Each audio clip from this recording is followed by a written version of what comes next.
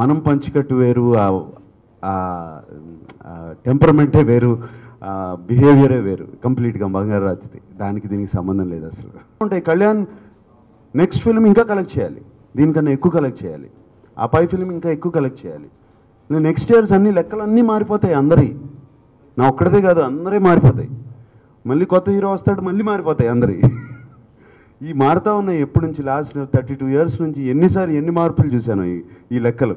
ఇంతకుముందు ఎన్ని సెంటర్లో 100 days ఆడింది, ఎన్ని సెంటర్లో 125 days ఆడింది, అది పోయి 50 daysకి వచ్చింది. తర్వాత ఎన్ని సెంటర్లో 25 days ఆడింది, అది పోయింది.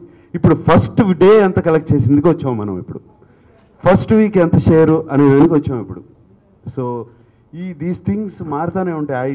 నాకేంటో ఈ నంబర్ల మీద నమ్మకం లేదు. Good films and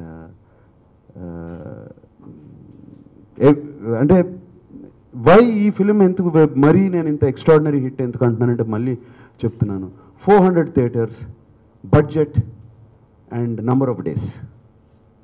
that is why this film is an extraordinary hit.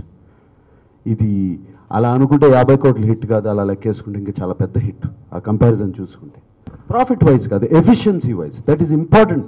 ఒక ఇండస్ట్రీ బాగుపడాలి, ఒక ఇండస్ట్రీ అందరూ డబ్బులు చేసుకోవాలి, బయర్స్ కానీ ప్రొడ్యూసర్స్ కానీ అందరూ డబ్బులు చేసుకోవాలి.